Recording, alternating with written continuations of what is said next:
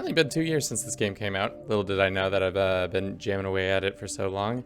And today, Paradox released a 2-year anniversary trailer just to say, you know, like, look at all the things we've accomplished in these last 2 years. So let's blind react to this experience right now. Measure success across the span of a single life. The real game is played. All right, we're stopping already. I feel like they did a real interesting job of implementing him for mostly when the console came out and not actually like using him for his like prowess. Like he doesn't even have like a ballad in the game. Like couldn't he have like redone one of his like classics, like in the club, like in the court or something like that? I feel like missed opportunity with TPain not being used to his full potential. He's a very funny gamer and I love him a lot, but his singing is what he's known for. So interesting element there. So we have a wedding celebration. Are you going towards France just to enjoy? Yeah, that makes sense, especially with how Eurocentric this game usually is, especially all Paradox games. I feel like anytime, like I'd be very surprised if you saw anybody like playing that much outside of Europe, and this goes to show it.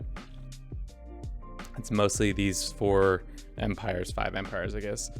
Britannia doesn't surprise me, just because I feel like, especially with all the Northern Lords additions, they add a lot more of playable value there, as well as just like everybody kind of knows that history better. So I think that's where more players are going to gravitate towards. 33 million successful murders. What about failed murders? Because your boys probably counts for at least 1,000 of failed murders, where I had 95% chance and it still didn't work out. Human players stats. Interesting. I have just realized that, did they say that before, that it was based on total numbers of playthroughs started since launch? And what about these other stats, including AI and human player stats? 2.25 million chess games played. And then what's the next one? Total numbers of struggles joined. Seeing a lot of people just don't have this flavor pack. That's what this is telling me.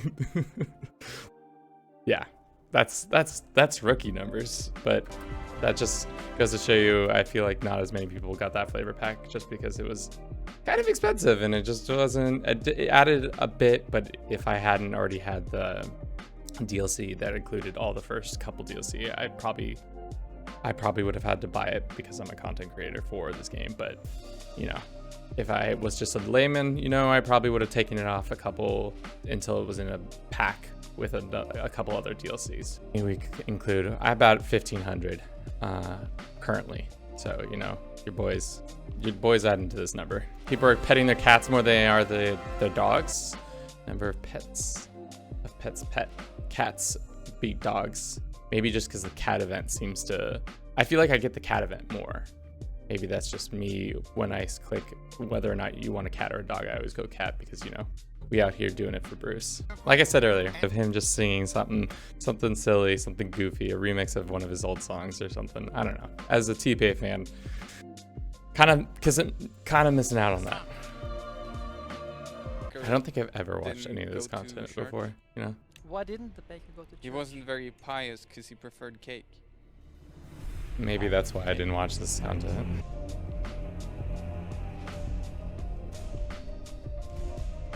Hopefully, you know, more government types.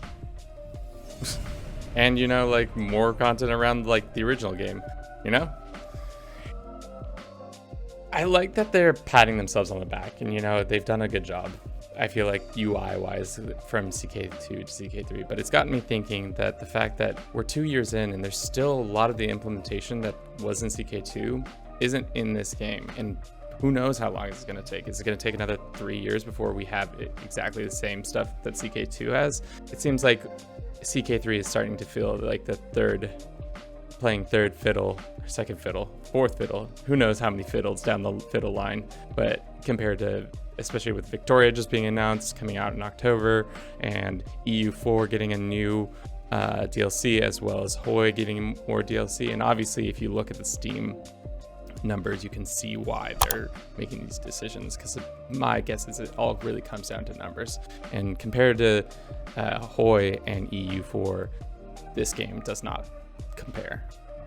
which just sucks as a content creator around it. I wish it was a little bit more accessible for more people, as well as just had more time invested into it. Obviously, I love this game to bits, but we'll see.